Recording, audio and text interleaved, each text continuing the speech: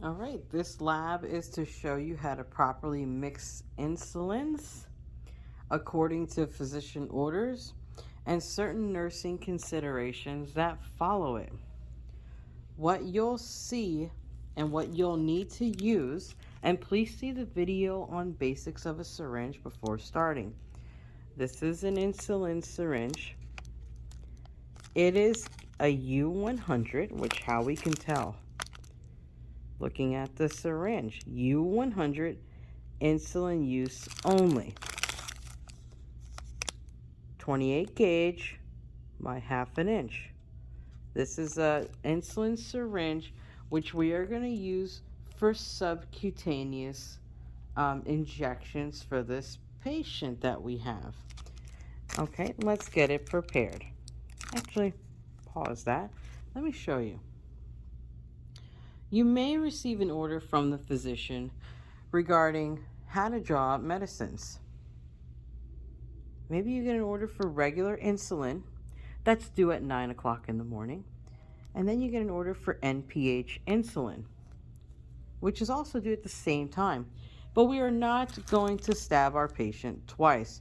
We are going to mix it in one syringe and deliver a subcutaneous injection one time for this patient. Okay?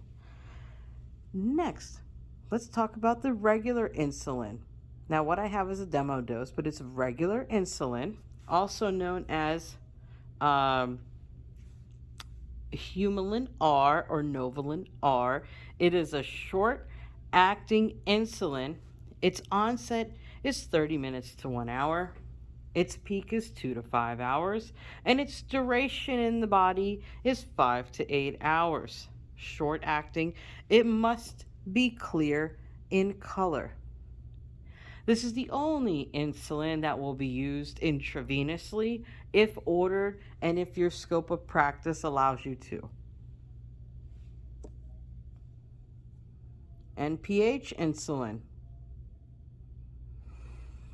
Now, NPH insulin is an intermediate acting insulin. Its onset is 1.5 to 4 hours.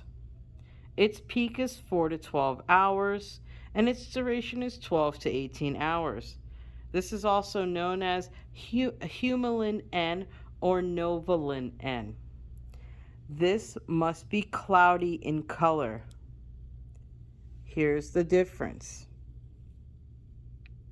See the coloration difference? One clear, one cloudy. Regular is clear, NPH is cloudy. We say cloudy to clear. Okay? Now, if you have an order to mix your insulins, let's say you have an order for 8 units of regular insulin and 8 units for NPH, both due at 9 a.m., I'm going to show you how to mix them. Okay, and the way you're going to mix these is as such. You're going to start by rolling it in your hand, both of them. You want to roll. Roll both of them in your hand. We do not shake, we roll.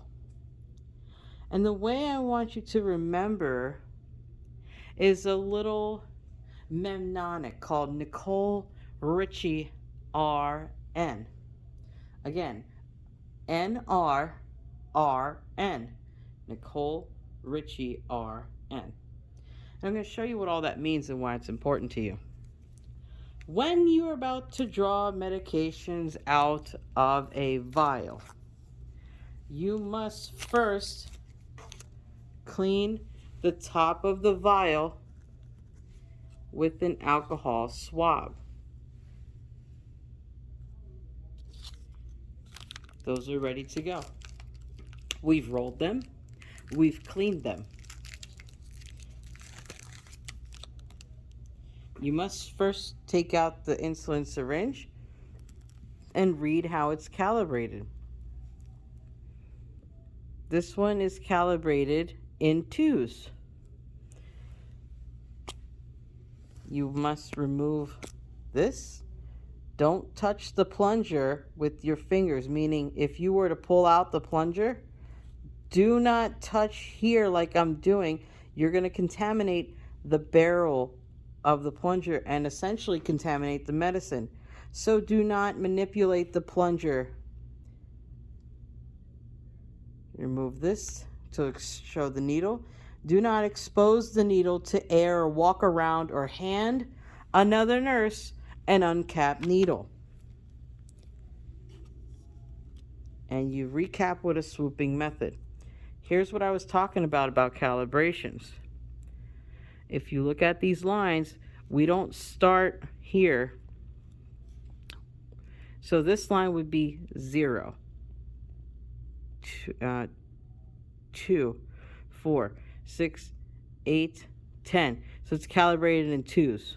You need to know how your syringe is calibrated before you get started. So if it's calibrated in twos, now you know how you need to read the syringe. So next, you had your order for 8 units of regular and 8 units of MPH. What does 8 plus 8 equal? 16. You're going to draw up 16. So 2, 4, 6. You're going to draw up 16 units of air. You must make sure that that plunger top right here, that top part, is over that black line, equaling 16 units of air first. You start with the N. You've already cleaned this, so we're good. You're going to inject 8 units of air. You pull out. You go to the R. Nicole Richie. Put in your remaining 8 units of air. Now this is where you're going to invert or turn over, and you're going to draw your R. Nicole Richie RN. Here's the R. Whoops, I pulled too much. Can I fix it right here? Yes. This is the only time that you can fix your dose administration is right now while you're on the R. And I need to go to 8.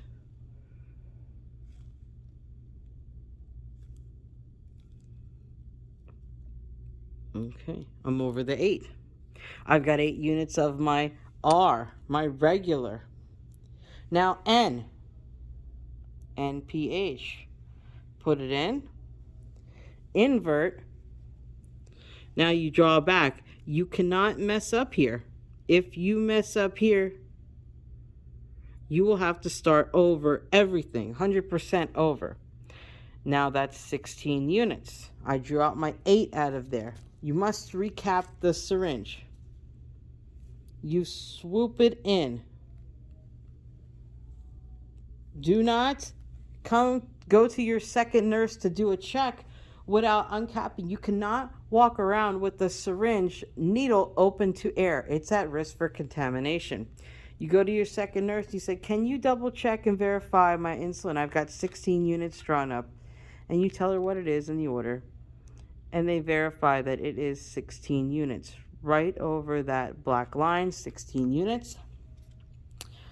And you're almost ready to give it to your patient. Not yet.